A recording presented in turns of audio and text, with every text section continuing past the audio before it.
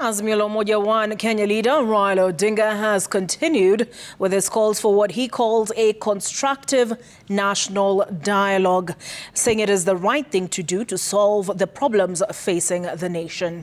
Speaking in Siaya County, where he endorsed a government of national unity, Raila said the conditions set by the opposition that include compensation of victims of protests from this year and from last year stand before the national dialogue.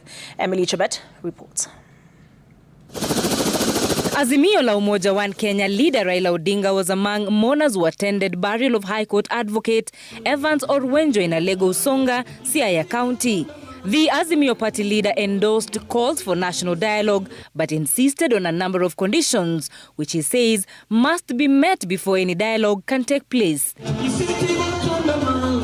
Among issues raised by Odinga are compensation of victims of this year and last year's protests, payment of all hospital medical bills of the victims of police brutality, and conditional release of all protesters in police custody and dropping of all pending charges in court, sacking of all police officers involved in brutality. Kenya is at a critical juncture. We either move forward or we perish. Because we don't want to perish, we need that compensation. And that is what I had proposed, that we must have this conversation that take cognizance of the demographic profile of our nation. And that there are several issues that need to be discussed at that convention.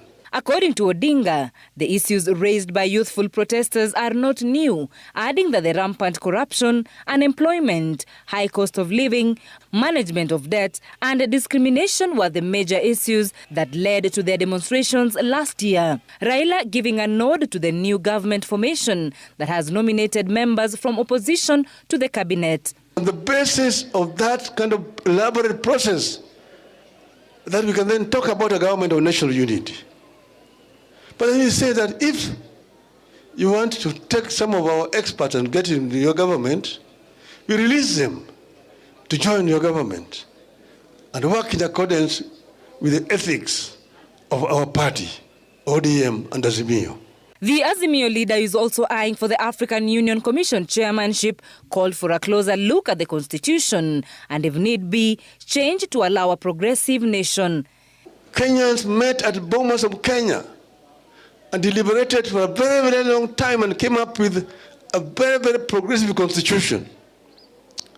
That constitution was bastardized to a certain extent during the so-called Naivasha process.